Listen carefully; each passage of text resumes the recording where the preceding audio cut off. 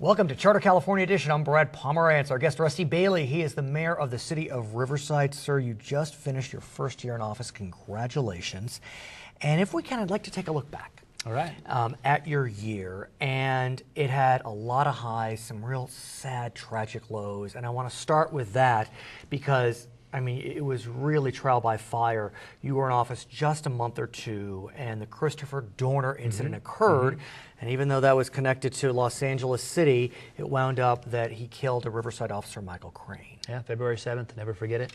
That was a day in my life that I didn't expect and never hoped for. And so, you know, going through that process and looking back at it, I never thought that I would have Greta Van Susteren in one ear and Wolf Blitzer in the other, responding as the representative of the city on national or international TV. And so it was a difficult day for Riverside. And you received some serious kudos for it. I mean, just a month or two in, a lot of folks felt as if that you handled yourself quite well with the national media, while at the same time bringing the city together in a moment of horror and absolute panic. The first thing I did was take my daughter to school. I knew that that was going to be important for the city to see that the mayor feels safe enough to take his daughter to school, because there's a number of people that didn't do that. And then the second thing was to visit our officer that was shot and lived in the hospital. And he was a UCR student that worked on my first campaign, and that was what he brought up to me. And I said, listen, I'm here to help you. I'm tearing up. So that was an incredible moment, and you know, the police force in Riverside RPD is taking care of those families and taking care of their officer that's still alive and going through that process of healing. So I think, by all accounts, we have done the right thing. Right, and politically, you then faced a real challenge, and it's a tough segue, but I must take it, and that dealt with what's known as Measure A in Riverside City. It's a bit technical, but it has to do with the transfer of funds from the utility into the city. Right. And even though that transfer had been done for decades, there was a lot of opposition against the transfer. At the same time, a couple city council races were going on. Most of the candidates were coming out against Measure A, and sir, it won 70-30. I mean, that was a dramatic victory. Well, thank you to the voters that substantiated and validated what has been going on for almost 100 years. In the city charter, it allows us to transfer funds, revenue from our utility to the general fund, which funds police and fire and libraries and all of those functions. But whether the benefits or the attributes were wise was almost irrelevant. It really became a debate between opposing sides, and the merits were pushed aside. That's what I perceived. And I just would never have anticipated that the victory would be so large. And the victory was for quality life in Riverside and continuing to prove that quality of life. How did you do it? I mean, you were the voice of it. We got out and talked to the service clubs and spoke at community meetings, neighborhood watches, and just let them know what would happen if we didn't have this transfer of funds, and even worst case scenarios coming up. You know, cutting back on senior programs or crossing guard programs or youth programs. Accused of engaging in scare tactics. Right. At the same time, you were able to take an international trip. And Riverside is known for its strong sister city arrangements. For our viewers that may not be aware, one of Riverside's sister cities is Sendai, Japan, which suffered dramatically during the Fukushima earthquake. I know that Mayor Loveridge, your predecessor, was very involved in helping to bring Sendai back. You have worked to add another sister city and travel to Germany, to Erlangen.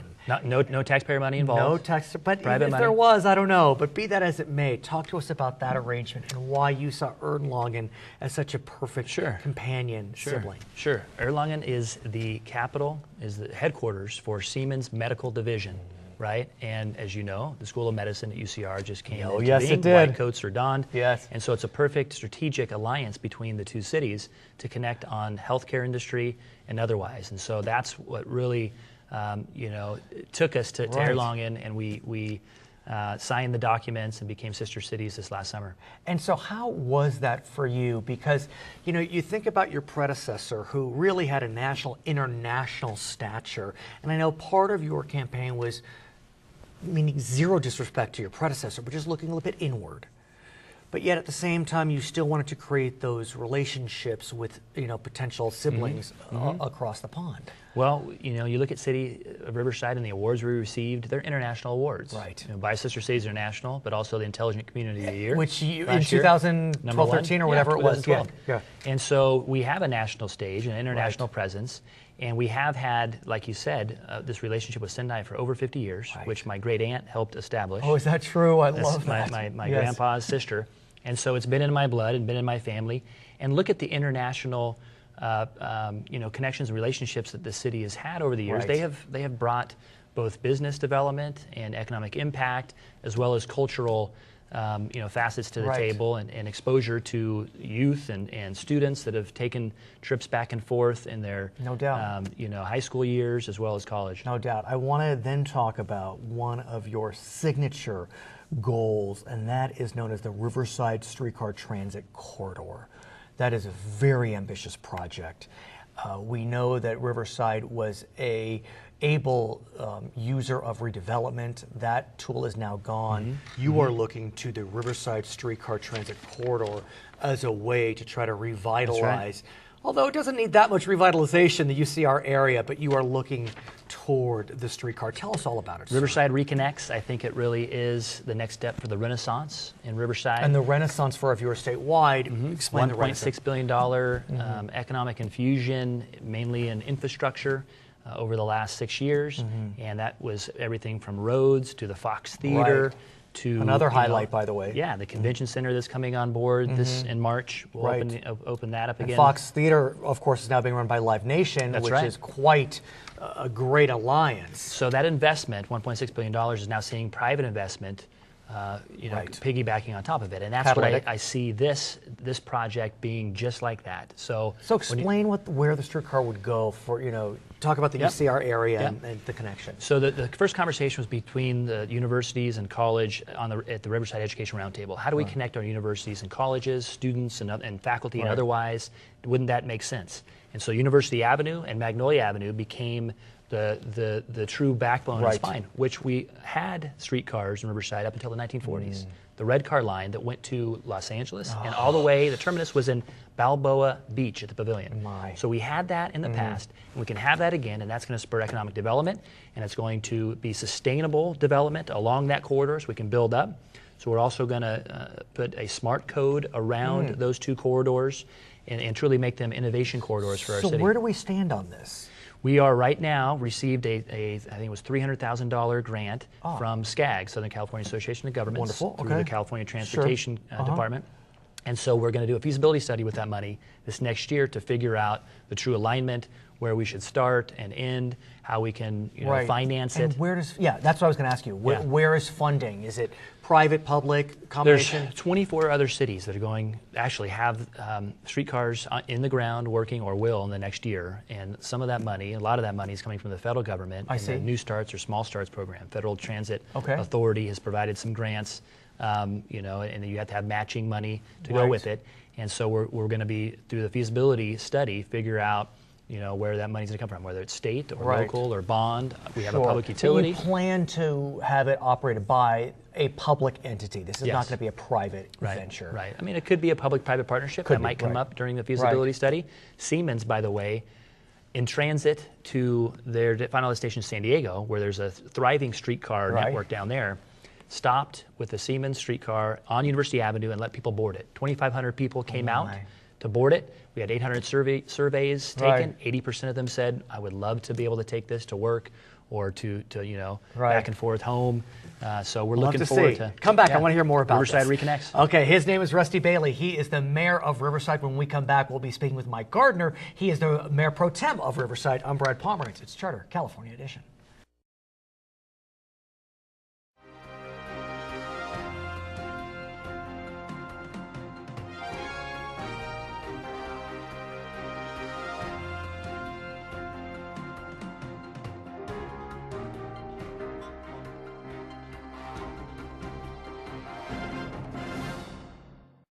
Welcome back. It's Charter California Edition. I'm Brad Pomerance, and we are joined by Mike Gardner. He is the Mayor Pro Tem of the city of Riverside.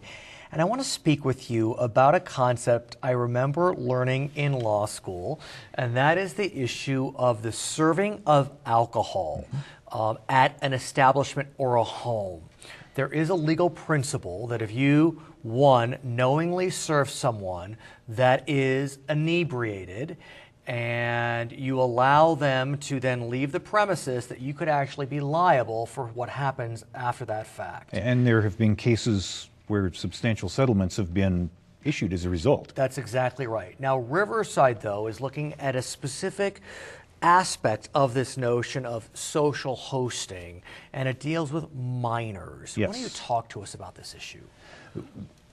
We're a college town. We have Yes. 3 universities and a very large community college. Right. We have on the order of 50,000 students in Wow. our city, and many other young people who are not in school. Right. And young people like to party. They do. And sometimes those parties involve alcohol and people getting drunk and Right. the whole range of problems that can happen with that, particularly in the area around UCR, Right. where there's a substantial concentration of students. UCR's got a little over 20,000 students, Yes. and only about less than 10,000 of them, considerably less than half, live on campus. The rest are in surrounding neighborhoods or commute from home to school. Right. There have been some fairly significant issues in the single-family neighborhood surrounding UCR where students will party and create a variety of problems, not Right. the least of which is safety when they leave. That's right. So the Riverside City Council adopted what we're calling a social hosting ordinance that specifically holds responsibility the person in charge, physically on site, in charge of the property, and the property owner, if they serve alcohol to minors. So if our police It's department, a code ordinance. Yes. This is not a criminal matter. It's not setting up civil litigation per se. Right. But you are saying that if alcohol is served to a minor, period, right, mayhem, it can carry a fine of up to $1,000. even for the landlord who may not be present. Yes. That is very significant. It is. Now, we don't normally go after the landlord. First offense or first Sure. party that the police come to and they cite for minors being served, the person in charge of the property, Okay. the people on the lease agreement, would be cited. But we'll notify the landlord, and if it continues to be a problem, then we'll go after the landlord. Wow. I mean, that in some ways is inspired. In other ways, I mean, it could disincentivize landlords from at all renting to students, and that could cause one could argue a housing crisis, no? In the UCR area? That concern is there, although people who drink too much certainly are not limited to students. Well stated. Well stated. So, and not all students drink by any means Very either. well stated. And this also So- would apply to high school students. I mean, it could be It would. parents and, or... And we get a lot of reports from the neighborhood that to help subsidize the rent on a house, there are times when people will throw a party and advertise it on the internet And charge. invite high school students Oh, my. to come Right. and charge admission. Right. At the same time, I'm wondering, how did you come to decide to pass this ordinance? Is this groundbreaking, or are other cities passing or have passed similar ordinances? Other cities have similar ordinances. Los Angeles County is Okay. looking at one as we speak, and probably by the time this airs, Right. they will have taken an Okay. action. Okay. But there are other cities that have adopted a similar law. We are not groundbreaking, but we're sort of an early adopter on this. You talk about the neighborhoods surrounding UCR, and I think about my days in college, and oftentimes if we weren't living in the dorms, in fraternities, in apartments, groups would get together and rent houses. And these houses would have 3 bedrooms in them, but yet somehow 8 or 9 of us may have been living in these houses. Yes. And that has become an increasing problem around the UCR area, and the city of Riverside is looking to address it. Yes, we have an existing city ordinance that in a single-family home, the landlord may only rent to a total of 4 people. Oh, really? Okay. 4 individual renters. It can be a family of 6, but Well, I see. 4 individual adult understand. renters, no more than 4. So you're not trying to limit these large nuclear families living together per se? Not at all. Okay. Or you could have a large family that rents to another large family. You could have 15 people in a house. Technically speaking, sure. Yeah, as long as there are enough square feet under the building Right. code, but that's a side issue. Yeah. The issue that we've tried to address is the number of people On the lease. yeah, on the lease. And why is that? Explain to us what's been happening at UC Riverside and the surrounding environs in terms of renters and construction and... Well, it's particularly evident in the UCR neighborhood, but it's not limited I understand. to that area. We have had landlords who are splitting up interior rooms, a living room or a dining room, to make more bedrooms. And the only reason to do that, if you aren't living there yourself with a very large family, Right. is to rent more rooms. And under the Riverside codes, if you rent to more than 4 individuals, you are a boarding house, and a boarding house is not permitted in a single-family resident or single-family area. I understand. So we've adopted a moratorium on building permits to make modifications to single-family homes in the area immediately around UCR. And How did that go over? there was some question from landlords as to whether it was really necessary. Obviously, those who Right. want to split up houses Sure. and rent to more than they should don't like the idea, but they're not going to stand up and say, I want to rent to more people than you allow me to. I'm sure you may have heard recently there was a big hullabaloo out of the Chino Hills area because there were some landlords or owners per se that were dividing up rooms in single-family residence for maternity hotels. Yes.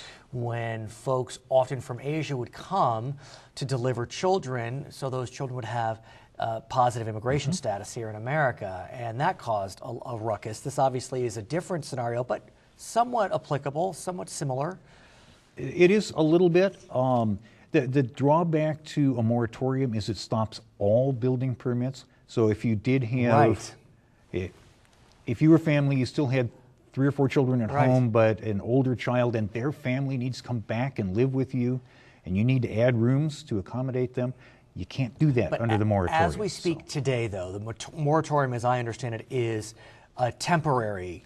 It is. It's in place now while we look at how we can change the zoning codes to accommodate the legitimate use for splitting up a house or adding rooms and exclude the non-legitimate. It's interesting because Riverside in so many ways has become this haven for higher education. And on the one hand, Riverside is what it is because of higher education, but there are growing pains. And even though UCR has been around for a lot of years, it's coming into its own. It's becoming more popular. The medical school Just opened a medical has school. just opened, and so I can see that Riverside is trying to find its way on how to create a safe, stable community, while at the same time still being that hub of higher learning. And it is definitely a challenge where our universities are major economic drivers Huge. for not just the city, but the region.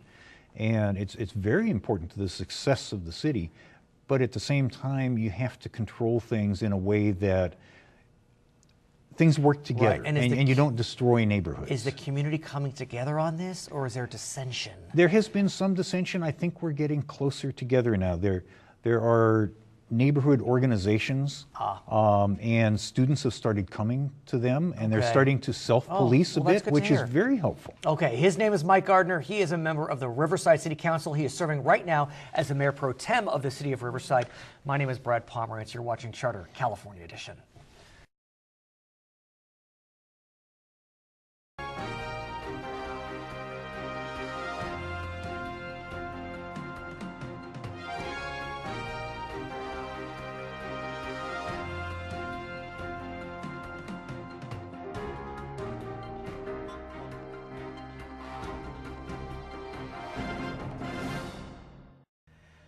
Welcome back to Charter California Edition. I'm Brad Pomerance. We are joined by May Davis. She is the chair of the Lunar Festival in Riverside. She happens to be the wife of a sitting Riverside councilman. His name is Paul Davis, but May Davis is a force within her own right. I have known her for quite some time and have had the chance to work with her on a variety of projects.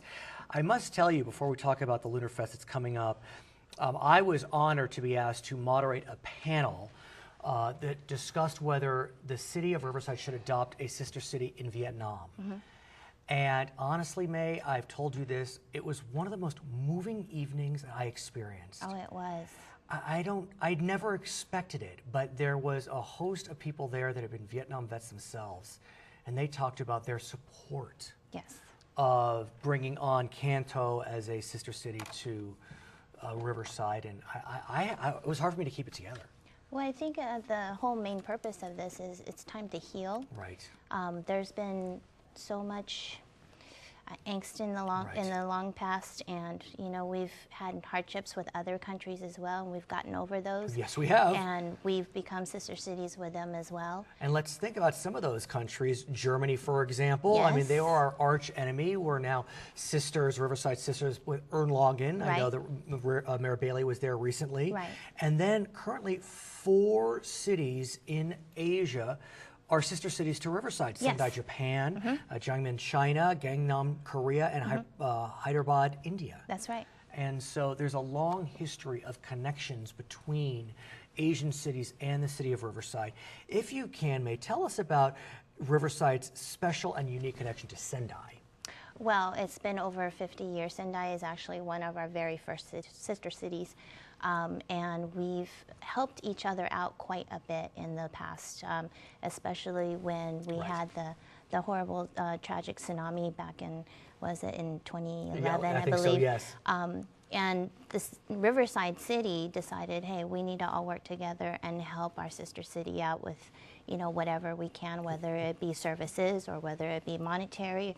And Japanese people are very, very proud people. They don't ask for help. But Riverside was there. Mayor We were there. former Yes. Mayor Loveridge traveled to Sendai, Yes. and the pictures out of that city were devastating, but how touching it was to know that Riverside was there for Sendai. And Riverside raised a significant sum of money. I feel like deep in the 6 figures. Oh, it was over $600,000. That's what I thought, exactly. Yeah. And so I know it was of great benefit. And so in the final analysis, you've decided you want to celebrate Asian culture, and you've done it in style in the city of Riverside. We're coming up on the 4th annual Lunar Fest. It will be held on Saturday, January 25th in downtown Riverside from 10 to 7 p.m. It is a full-day affair, of course.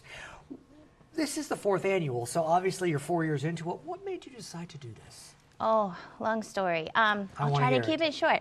Well, growing up, I grew up in America. Yes. And I was adopted as a child. Yes. And growing up, it was, okay, you need to learn the American culture, and that's it.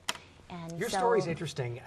You are of Taiwanese descent. I am. And you were adopted from Taiwan. I am. And so, like you said, you were adopted by, I hope it's okay I say this, a military man. Yes. And his wife, who was Yes. of Taiwanese, she was Taiwanese Yes. herself. Yes. And so it wasn't uncommon, especially in our era, that you would never learn a second language, and you have to just completely adopt the American way. That was it. Right. That was it. And so growing up, I pretty much forgotten my heritage. I've forgotten how to speak Chinese. Oh, sure. And when I had my own kids, I wanted them to understand, but not having it part of the family, it was difficult for them to understand. It is interesting when we think about that era, because I think we're around the same age, and my father spoke a second language. He never would, teach me that second language because, no, we have to learn English. I mean, that's the way it is. Right. You learn English, no need for other languages. Today, Right. we want to be bi and trilingual. Absolutely, yes. So you decided you want to infuse Asian culture into your family. Yes. You all come from a mixed race family, so Yes. which is fine. It is what it is. But you, I mean, it's one thing to decide to infuse Asian culture into your family. It's another thing to launch one of the biggest parties of the year in Riverside. How did that happen? Well, I was with the International Relations Council at the time, and I Which had works on the sister cities. which works on the sister cities, and I had mentioned to them, it's like, we have so many of the sister cities in Asia, why not have this fabulous event where we can incorporate all the different Asian cultures and be able to celebrate and commemorate what the Asians have done in the past here in Riverside and the inland region. And I think for those of our viewers statewide may not realize that there is a significant Asian American community in the inland region of California. There is. Right, a good number of those that descend from Chinese, Vietnamese as well. Right. So it's not kind of the inland empire of Ozzie and Harriet. I mean, it's a wonderfully rich, diverse community that includes friends of Asian descent. Oh, and the problem before was that everybody of Asian descent had to go towards LA or down to San Diego to celebrate what part of their culture there is. And I had told my husband, I said, look, what can we do to make this more known throughout the inland region that, hey, the Asian community is here and that we are proud to be here and we want to celebrate it. And I brought up this project to several people and they were just like, oh, I don't know if that's gonna work. I mean, you don't want to get in May's way. If she decides she wants to do something, it's going to happen. And sure enough, it did. Oh, you talked to my husband too, I huh? do. I know Paul well. But what's nice about the festival is that when you think about the lunar festival, you know, images of China kind of appear quickly, but you are honoring several Asian cultures. As many as we can. Right. We've incorporated all of them as many as we can. Chinese, Indian, Yes. as in India, Right. Japanese, Korean, Right. Taiwanese, Tahitian, Yes. Hawaiian. Yes. I mean, Hawaiians All are... the Pacific All the Islanders. Pacific Islands. I mean, you are doing as much as you can to be as inclusive as you can. And so talk to us about what's coming up on January 25th. Oh my gosh. At the start of the morning at 10 a.m., we're going to start off with a parade from City Hall down the Main Street Pedestrian Nice. Mall, down to Mission Inn to the festival And site. Mission Inn, by the way, is an historic hotel in Riverside. Ronald Reagan, I believe, would stay there. I mean, it is majestic. So. And if you go through the Mission Inn, you can see little parts of what used to be the Chinese heritage in there. Oh, really? There's different little, there's bells in there, didn't there's know that. different parts of the time when there used to be Chinatown here in Riverside. Well, is there a Chinatown now in Riverside? There used to be. There used, but there isn't now. Okay. No, there used Okay. to be. And then we also have the Chinese Pavilion in Right. front of the library, Right. which, you know, holds very dear to all of us. Okay, so that's 10 a.m. We have another and then- 9 hours to go. Yeah. Right. And then we have our opening ceremonies. And then throughout the day on 4 separate stages that we have performances, including martial arts and singing and drumming and dancing and music, bands. I mean, whatever you can think of is what we have out there. We even have the, I brag about these guys a Please. lot. These guys are the authentic 4-time world champ sumo wrestlers. Right. And these guys come out with their entire entourage and they do demonstrations right there in the middle of the intersection. And they get the kids involved and they have so much fun with the audience and audience participation. And this is the reason why we do what we do, is so that people, you can read about anything. You can read a textbook and learn it in school, but you don't really get a sense of why and how and what it means unless you're actually involved in it and doing it. And so with our performances, our people that get involved with our program, we get the audience, the public involved with it, and so they too can get a piece of what the heritage is. How do your boys feel about this? You have 2 teenage boys. They're much taller than I remember them. I saw them recently. And so, pride, embarrassment, how do they feel? I think a little of all the above. Right. Yeah. Oh, I think at first they didn't quite understand why we do this. For them, at first it was, Mom, why are you putting on so much work for us? Exactly. But I think over the years they've started to realize that it's not just for me; it's Right. for the community, wonderful. and it's for them too. Well, congratulations. It's the 4th annual Lunar Fest in Riverside. It will be held on January 25th in downtown Riverside. If you live in the inland region, Southern California, we hope you attend. My name is Brad Pomerance. May Davis, thank you so much for joining us. And thank you for watching Charter California Edition.